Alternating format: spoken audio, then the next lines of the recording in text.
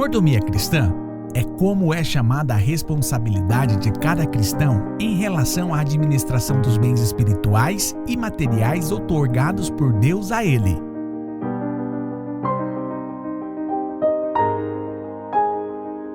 A Bíblia diz claramente que somos mordomos de Deus nessa terra. Nossa vida, família, casa e bens são do Senhor e devemos administrar tudo isto vivendo intensamente para Deus com tudo que Ele nos confiou. Parte do nosso dinheiro volta a Deus na forma de contribuições, mas o que não damos não deixa de ser dele e deve ser empregado corretamente. Este é um princípio poderoso na vida do cristão e deve ser entendido e vivido antes mesmo da contribuição, que é só um pequeno aspecto da mordomia. Campanha Nacional. Sou dizimista e ofertante. Sou mais um da nação avivalista. Oh, glória! Que bom iniciarmos mais este culto. Louvado seja Deus pela oportunidade que Deus nos prepara de estarmos aqui. Cumprimento a todos com uma boa noite na paz do Senhor. Agradeço a Deus pela oportunidade que você nos presenteia de podermos adentrar em sua casa, adentrar em sua intimidade através dessa televisão, deste smartphone, iPad, do computador. Que Deus abençoe sua vida poderosamente em nome de Jesus Cristo.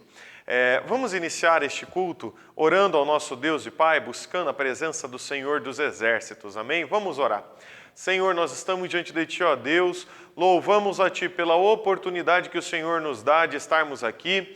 Pedimos ao Senhor a Sua bênção, a Sua proteção, o Teu agir e que o Senhor venha falar conosco neste culto. Precisamos de Ti, Espírito Santo de Deus. Fala aos nossos corações, fala a nossa alma, fala a nossa vida, para a glória, louvor e adoração do Teu nome, Senhor. Em nome de Jesus Cristo. Amém, Jesus, e amém, Senhor. Glórias a Deus. Vamos louvar o Senhor. Ministério de Louvor está com a oportunidade em nome de Jesus Cristo.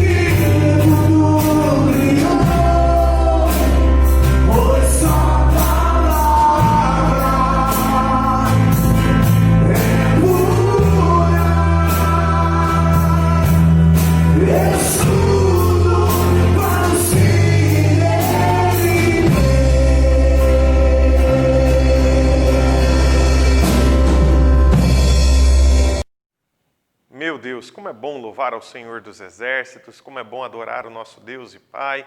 Louvado seja Deus pela tua vida, pela tua família, né? Neste momento, então, nós vamos estar iniciando a palavra do Senhor, e eu quero convidar você a abrir a palavra de Deus no livro de Atos dos Apóstolos, capítulo de número 8. Nós estamos hoje com o culto, com a temática Prosperando em Tempos de Crises. Nós vamos ler agora então Atos, quero convidar você, se possível for, a abrir a sua Bíblia conosco, Atos, capítulo de número 8 e versículo de número 1 em diante. Diz o seguinte: daquele dia em diante estabeleceu-se grande perseguição contra a igreja em Jerusalém. Todos, exceto os apóstolos, foram dispersos para as regiões da Judéia e Samaria. Alguns homens piedosos sepultaram a Estevão e derramaram seus corações em pranto por seu martírio. Saulo, por sua vez, devastava a igreja, invadindo casa após casa, arrastando homens e mulheres para jogá-los ao cárcere. Enquanto isso, os que haviam sido dispersos pregavam a palavra por onde quer que fossem. Indo Felipe para uma cidade de Samaria, ali lhes anunciava a Cristo. Assim que o povo ouviu a Felipe e viu os sinais e maravilhas que ele realizava, deu unânime e absoluta atenção ao que ele ensinava. Porquanto os espíritos imundos abandonavam a muitos aos berros, e grande número de paralíticos e aleijados eram curados. Por este motivo, grande alegria sobreveio àquela cidade. Amém, Jesus. Vamos orar ao nosso Deus? Senhor, nós estamos diante de Ti, ó Deus e Pai. Louvamos a Ti pela oportunidade que o Senhor nos dá de estarmos aqui. E fala conosco. Já ouvimos, meu Deus eterno, e sentimos a Tua presença através dos louvores, mas também queremos agora, através da Tua palavra, que o Senhor continue a falar aos nossos corações. Precisamos de Ti, ó Deus e Pai, necessitamos do Senhor, para a Tua glória, o Teu louvor, Senhor. Amém, Jesus, e amém, Senhor. Nós estamos, então, nesta série de cultos, prosperando em tempos de crise.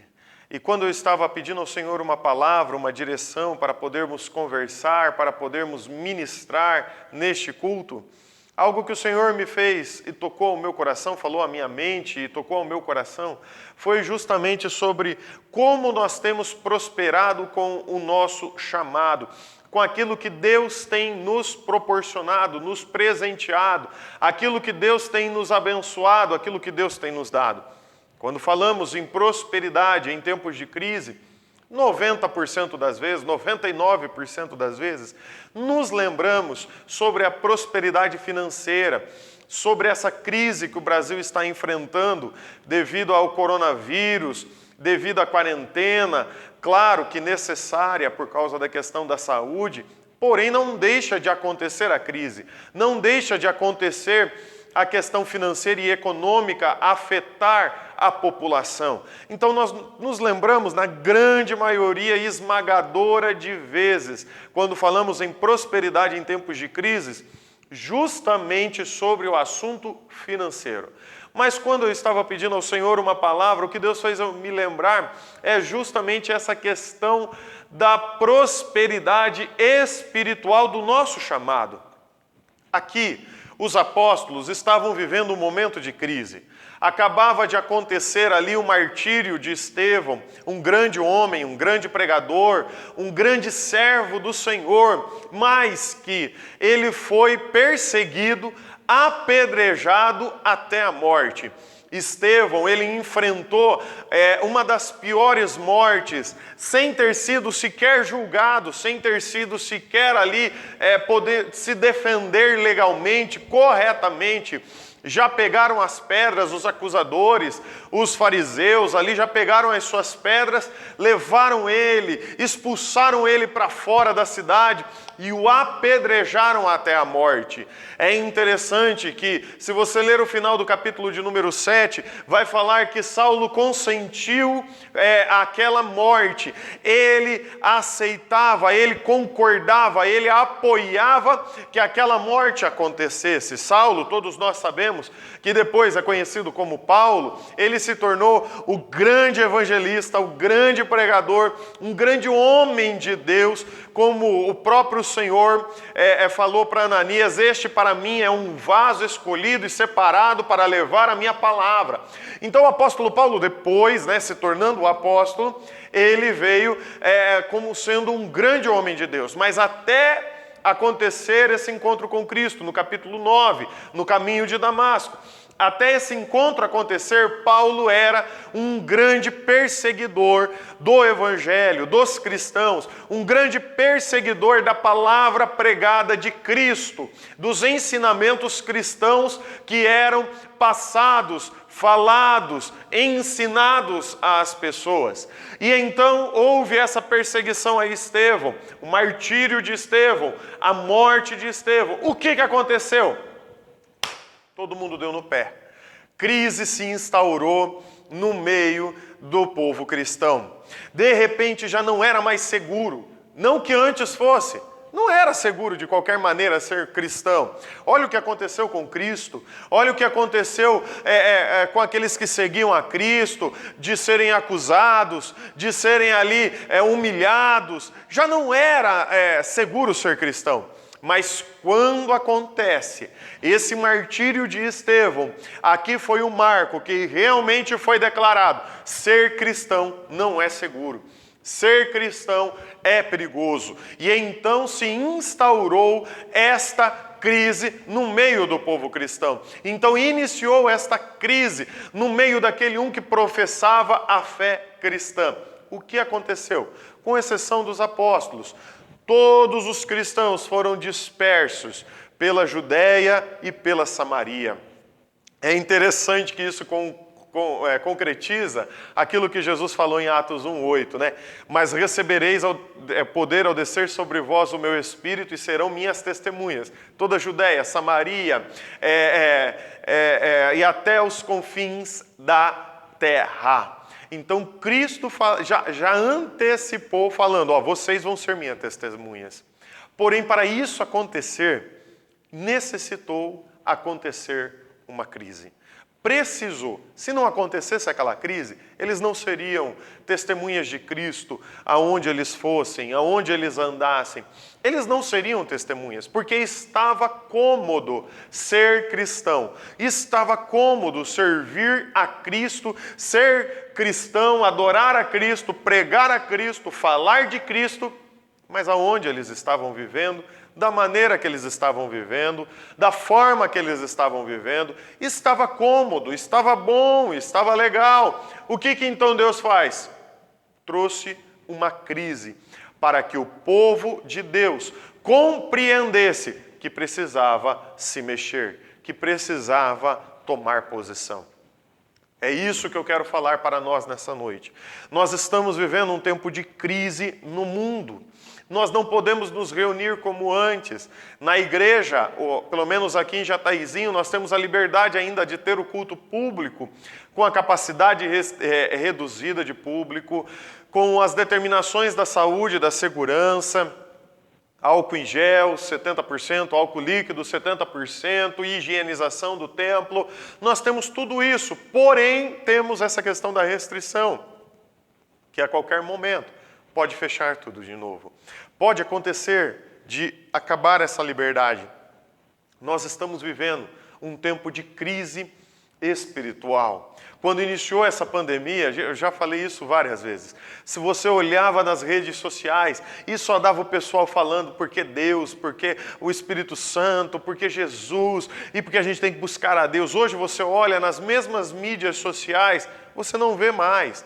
Por quê? Porque entramos num momento de crise espiritual, onde os próprios cristãos estão sendo muitas vezes, em alguns momentos, sendo omissos em professar a sua fé, firmeza, fidelidade, lealdade, diante de toda e qualquer circunstância. É interessante que os cristãos aqui também, eles ficaram com medo, como nós também temos, e se dispersaram por Judeia, por Samaria e por Galiléia, e foram se dispersando, porém, mesmo tendo esse medo, mesmo tendo essa preocupação, porque você vê o texto, você vê que o apóstolo Paulo, ele entrava de casa em casa, ele ia de casa em casa perseguindo os cristãos, procurando pessoas que dizia ser cristã para prender, para açoitar, para poder colocar no cárcere,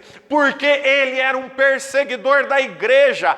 Quem que vive em paz dessa maneira, irmãos? Que cristão viveria em paz naquela época? Que pessoa vivia em paz naquele momento? Hoje não é diferente. Você anda na rua, você vai no mercado, você vai em algum lugar porque é necessário, mas você vai preocupado, você não tem paz.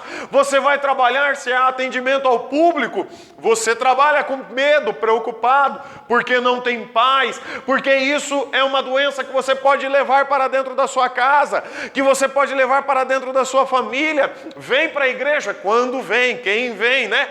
Porque quando vem para a igreja, vem preocupado, não tem paz. Algumas pessoas têm medo, têm preocupação, porque às vezes tem alguém idoso dentro da casa, tem alguém que é da área de risco dentro de casa, porque essa praga, esse vírus, ele está entrando de casa em casa, de lar em lar, dentro das famílias, tentando entrar e destruir a saúde, a economia, o lar, a família, das mais variadas maneiras possíveis. Então não temos paz, mas é interessante que mesmo os discípulos sendo perseguidos, mesmo eles não tendo paz, diz a palavra do Senhor, que eles anunciavam e pregavam a palavra de Deus por onde quer que eles andassem.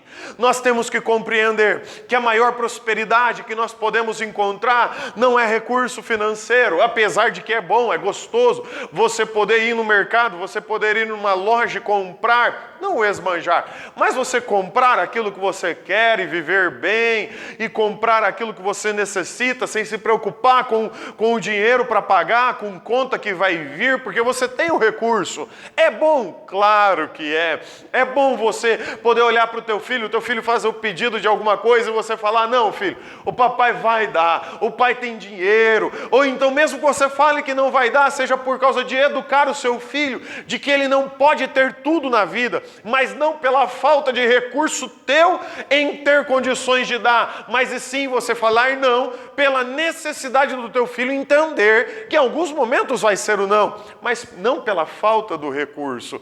É muito bom, com toda a certeza, sim, mas a maior prosperidade que nós cristãos temos que compreender, que Deus espera que eu e você tenhamos, é aquela prosperidade que mesmo que as coisas estejam difíceis, complicadas, mesmo que as coisas estejam esquisitas, mesmo que estejam a perseguição, a maior prosperidade é que nós ainda continuamos pregando, anunciando a palavra do Senhor, levando a salvação, a palavra das boas novas àqueles que precisam. Não tem como nós falarmos que somos cristãos e ficarmos ausentes na questão da pregação do Evangelho. Isso não pode acontecer conosco. É interessante que aqui eles estavam vivendo uma ameaça real. Nós hoje vivemos uma ameaça pelo vírus e que não está pegando apenas os cristãos, pega todo mundo, pega toda a população que não tiver os cuidados, que não tiver ali, e mesmo que tenha, há o risco de pegar. Mas nessa época, nessa situação, quem eram os perseguidos? Eram os cristãos. Era aquele que professava a fé cristã.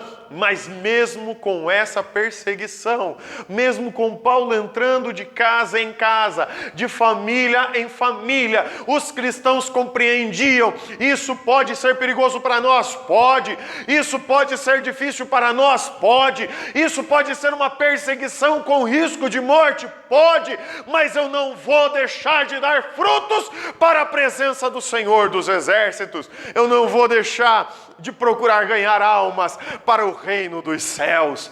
A maior prosperidade é quando nós compreendemos que nós temos que dar frutos aqui na terra.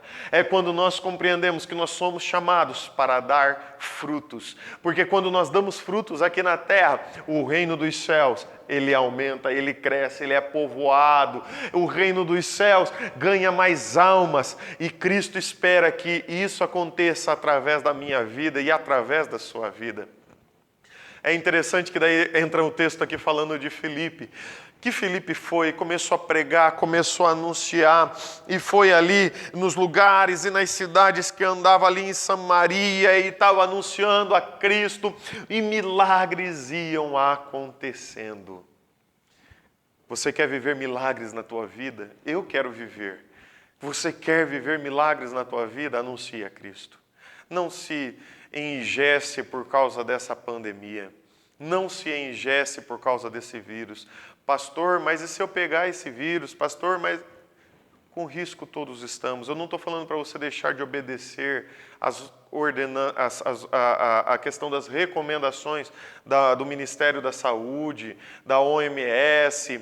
Não estou falando nada disso. Eu estou falando que mesmo em meio a essa crise, Cristo espera que eu e você demos frutos espirituais. Cristo espera que eu e você estejamos ligados, esse ramo ligado na videira, ligado nele, como um ramo ligado na videira, para darmos frutos. Ele espera que a gente compreenda o nosso papel. Pode ser perigoso? Pode. Pode ser arriscado? Pode. Mas a sua maior prosperidade e recompensa não é terrena. O próprio Jesus falou isso: não ajunteis tesouros aqui na terra, onde a traça corrói, a ferrugem consome, os ladrões minam e roubam, mas junteis tesouros lá nos céus, junto do Pai, onde nem a traça, nem a ferrugem, nem o ladrão pode fazer nada, porque lá está guardado. O apóstolo Paulo também declara: onde está o teu tesouro, aí está o teu coração. Aonde está o nosso coração? Aonde está o seu coração? A prosperidade que Deus espera maior para a nossa vida não é financeira, porque Ele é o dono do ouro, Ele é o dono da prata, isso Ele faz. Só que o que Ele espera é que eu e você compreendemos que nós somos chamados para levar e pregar a palavra de Cristo, a qual os próprios anjos queriam fazer, e Deus falou: não, não é vocês que vão fazer, é o meu povo que está lá na terra. Esse é o povo que eu escolhi para anunciar as boas novas. Nós somos chamados. E quando Felipe fazia isso, milagres aconteciam, milagres acompanhavam.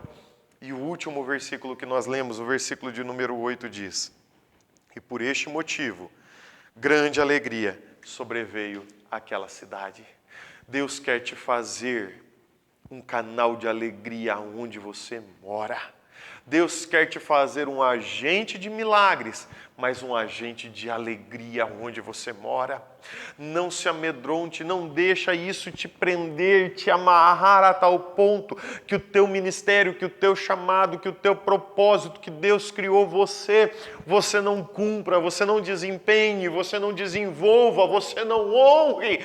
Não permita que o inimigo consiga vencer essa batalha, mas compreenda que o Senhor dos Exércitos é aquele quem te protege, que te guarda, que te livra e que te alistou para essa boa obra do Senhor, essa boa obra do nosso Pai, do nosso Deus.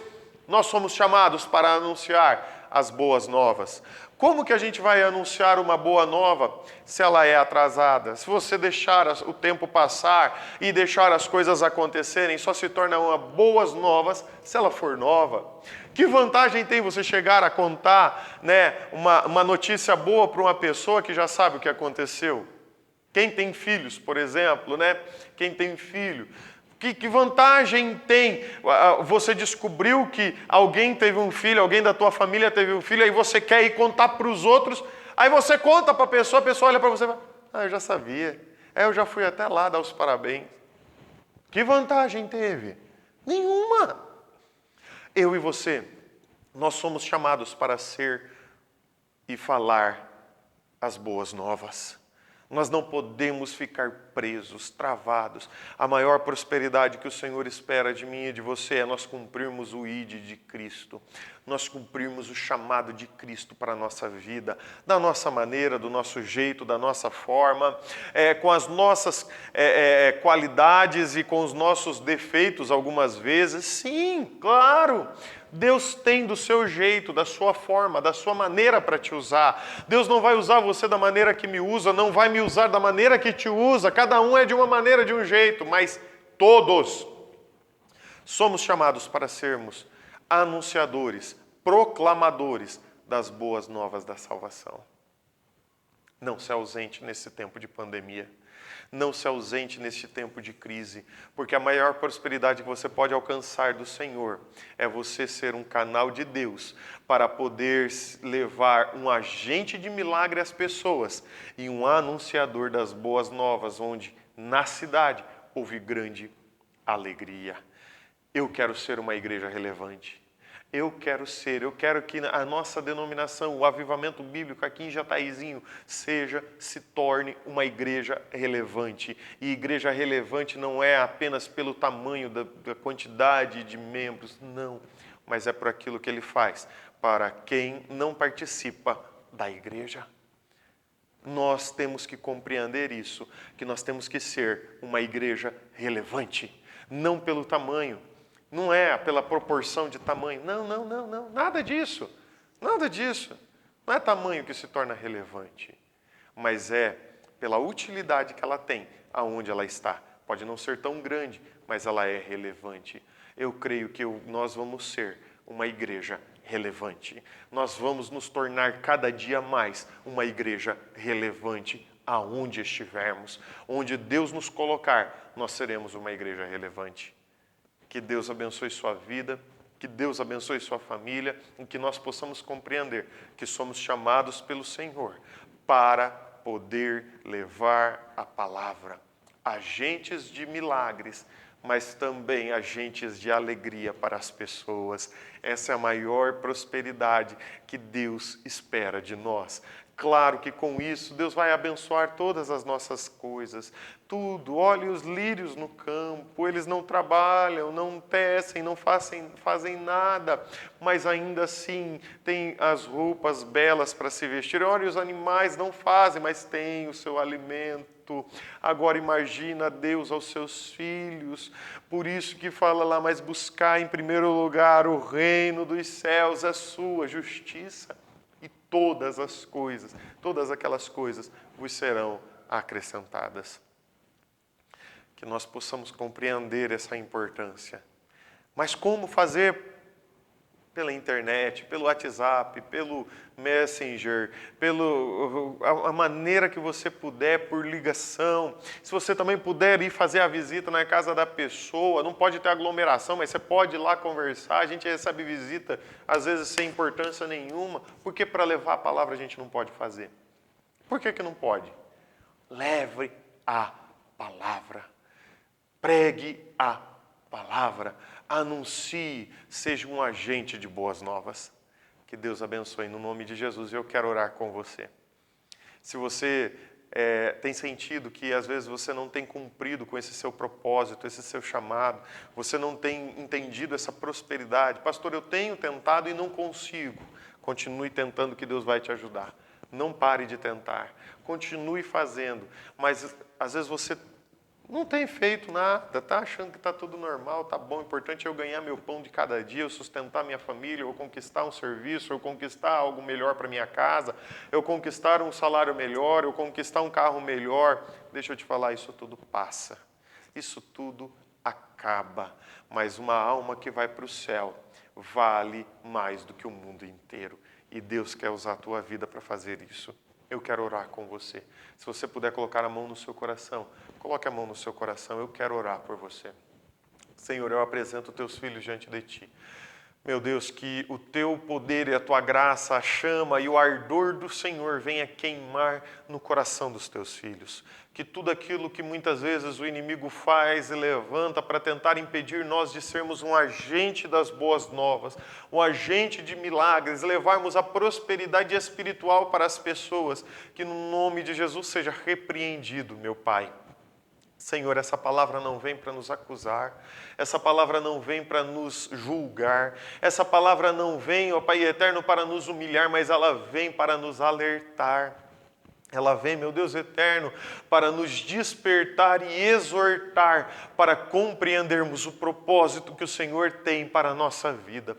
Nos ajuda, Espírito Santo, nos guarda, nos orienta, nos direcione, que possamos ser prósperos, meu Pai, levando e anunciando a Tua palavra. Fica conosco, Jesus. Queima o fogo no coração dessa pessoa. Queima o fogo, ó Pai eterno, na alma, no interior dessa pessoa que está assistindo essa ministração. Que o Teu fogo venha queimar e que nós venhamos a compreender que o Senhor nos chama para fazer a diferença, ó Pai. Em nome de Jesus Cristo, Senhor, para a Tua glória e para o Teu louvor, ó Pai. Em nome de Jesus. Amém, Jesus. E amém, Senhor. Que Deus abençoe sua vida, sua família. Que Deus abençoe sua casa, seu lar. Olha, vocês são uma benção. Que Deus te abençoe poderosamente em nome de Jesus. Eu vou estar impetrando as bênçãos apostólicas, mas desde já eu agradeço por você estar conosco. Compartilha esse culto com as pessoas, compartilha aí, deixe o seu like se você não deixou o seu like, se inscreve em nosso canal para que possamos aí ter mais seguidores, porque sempre temos uma palavra de Deus para a tua vida. Deus te abençoe. Vamos impetrar as bênçãos. Que o grande amor de Deus, a graça salvadora do nosso Senhor Jesus Cristo, a comunhão e a consolação do Espírito Santo de Deus, que reine e repouse sobre cada coração, desde agora e para todos sempre. Você que recebe diz amém. Amém. Um beijo no coração. Fiquem com Deus na paz do Senhor Jesus. Estende a tua mão.